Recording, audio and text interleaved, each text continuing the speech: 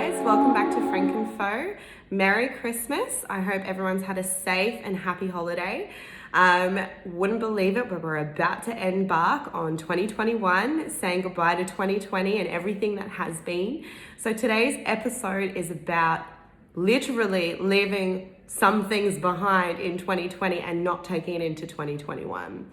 We're gonna really touch on healing and unpacking some of that stuff in your life's backpack that you think that you need to carry around with you as a reminder of how to survive or what your worth is, and really dig deep into why you don't have to have a backpack of trauma, right? Now, I'm not going to drag this out. I'm not going to make this an episode where we're going to go into each element really deep, but we're going to touch on things on a surface level and go deeper in that in the next episode. So what is a life backpack? Right? For me, a backpack of life is the thing that you carry around with you as a reminder of what you'll never accept again, what you've been through, what's happened to you. It's your trauma. There are some good memories in there, yeah. But unfortunately, in life, we tend to really pack in the bad stuff. We tend to really remember the crap, the things that happened to us, the things that we had to deal with, the people that we had, hurt us, the situations that we've been through that, we carry it in a backpack so that we don't have to ever forget them, so that we never put ourselves in that situation again. Now, in some instances, that's called survival mode. That's called being a survivor. That's called being strong, right? But in some instances, it also means not properly healing.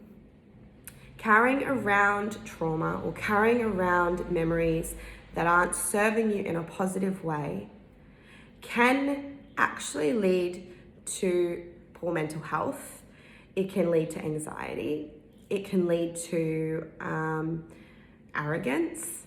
It can lead to negative thoughts, and it can lead to poor manifestation of good things in your life, right? So I want to touch on this because I believe that in 2020 we had some big things happen. We've faced some really deep things that we thought we would never have to really face as a community, but we have been forced to sit in our homes. We've been forced to be with the people that we chose.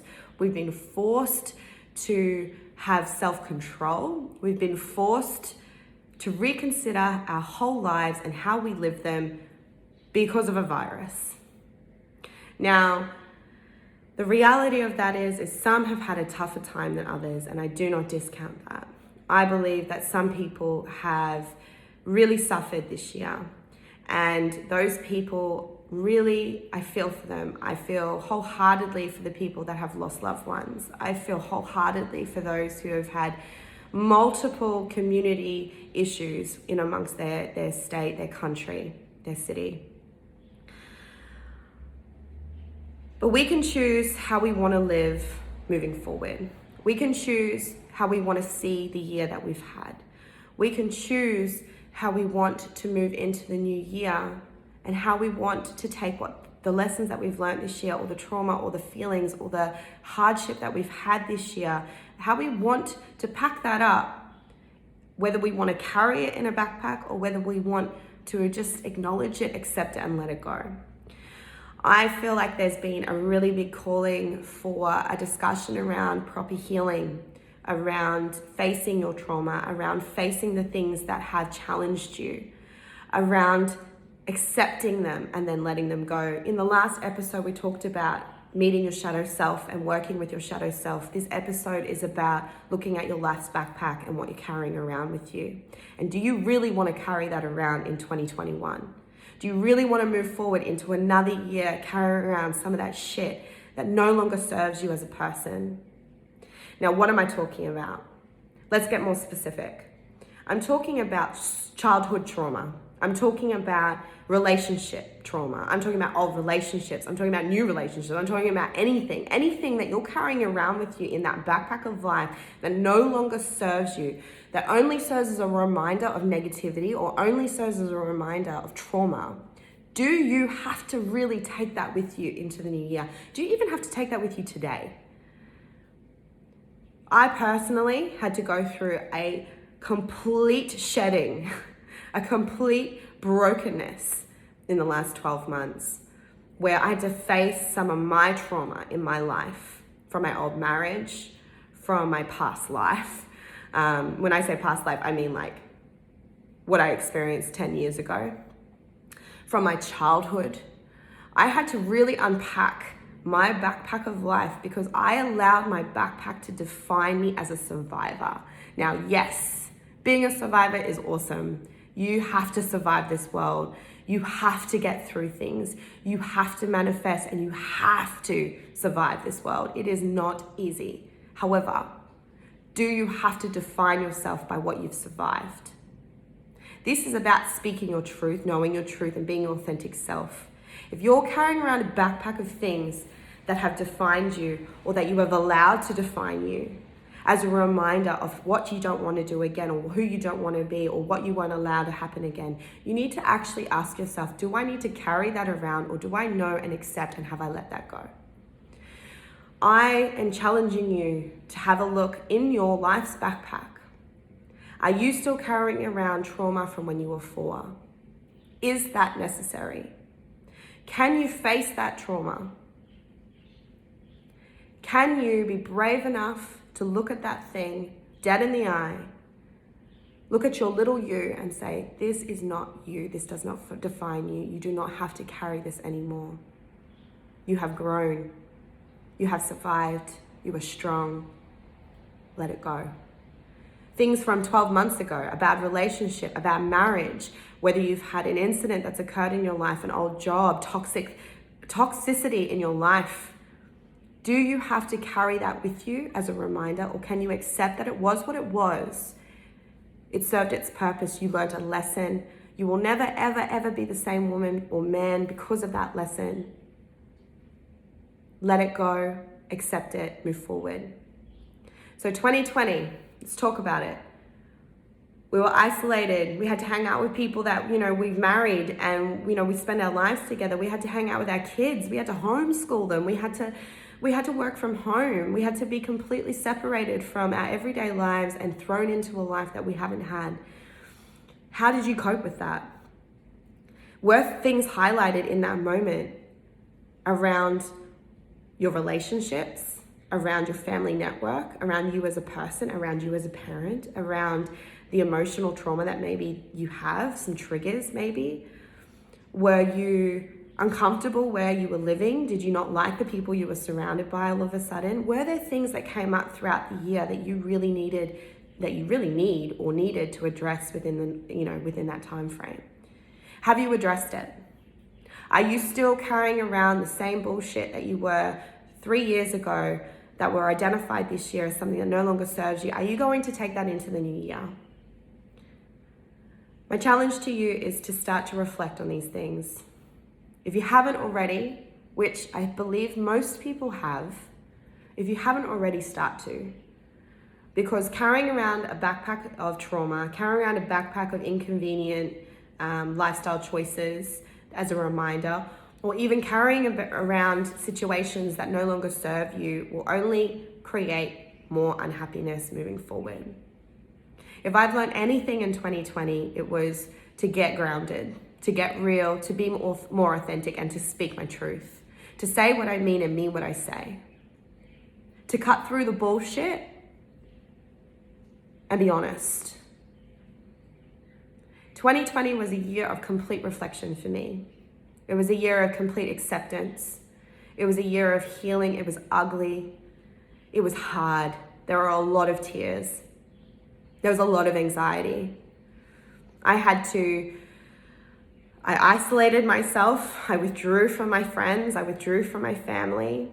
I withdrew completely, and honestly, COVID helped me withdraw, and it was something that I actually enjoyed. Being completely honest with you, I enjoyed being completely isolated from the rest of the world because my anxiety was less. I felt more on top of my things. I felt more in control of my life.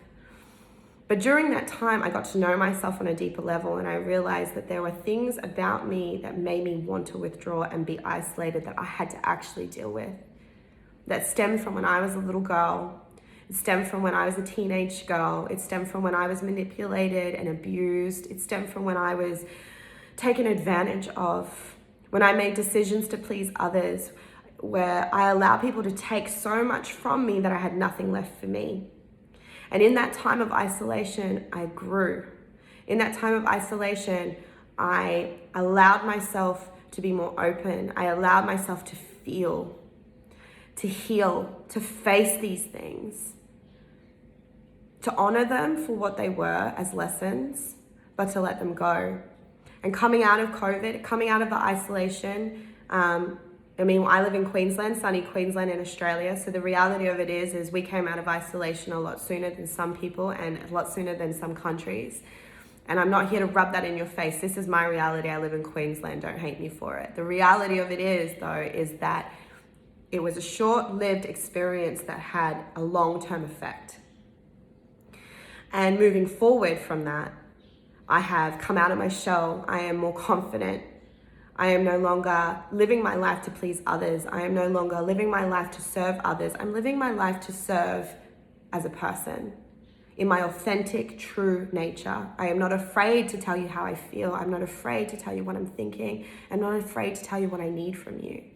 Whereas for almost 32 years of my life, I have spent navigating two homes between two parents, pleasing others, being whatever everyone else needed, being a chameleon, allowing other people to determine what they needed from me and me give it to them. That was not being my authentic self. So during that time, I came to a place where I had to go through healing and face those fears and face those traumas and face the abuse and face the manipulation and find who I was in the midst of all of that at the age of 33 in a pandemic with 3 children at home, homeschooling, working full time, starting this passion project. I realized that I needed to come full circle. I needed to heal. I needed to unpack my backpack and let some shit go. So now I'm facing the barrel of 2020, end of 2020, and the new beginning of 2021, and I'm excited. I'm excited to see where 2021 could take me. I know that it will have its own challenges. Healing can be a lifetime of work, and I am not fully healed, and I do not proclaim that at all. We will take an eternity or maybe even a lifetime to heal some of the wounds that are deep, deep within us. But it's about starting that process, looking at your backpack of life. What do I need to take with me? And what a better time, the end of a year and the beginning of a new year, to start unpacking that backpack and throwing some shit in the bin, letting it go. It no longer serves you. It's no longer making you feel good about yourself. It's no longer making you a good person or even good to other people. If anything, it may be causing you resentment and bitterness and actually killing you physically, because resentment, negativity, anxiety actually has a physical impact on your body as well. Look deep within yourself. What can you let go? And over the next 48 hours, as we count down to the new year, maybe let some of that stuff go. Cry, scream, yell, vomit, purge. It doesn't matter, whatever you got to do. But it's in your best interest to start this process. I wish I did it years ago. Mine only started 12 months ago, and I'm a whole new person because of it. I just want to share this with you guys so that you can be empowered to do the same. If you have any questions, please like and follow me on Instagram, Facebook, on frankandfo.com. Subscribe to my YouTube channel. Follow me on Spotify. If you have any questions at all, drop a comment. I'm here for you. I want to share my life with you. Good luck. I hope that 2020, the end of 2020, is more about reflection and acceptance, and 2021 is more about transforming and moving forward. Manifest the life you want, guys. Manifest the life that you need. Manifest the love that you want in your life. Take it because it's yours to take. I wish you all the best, and I'll see you in 2021. Thanks, guys.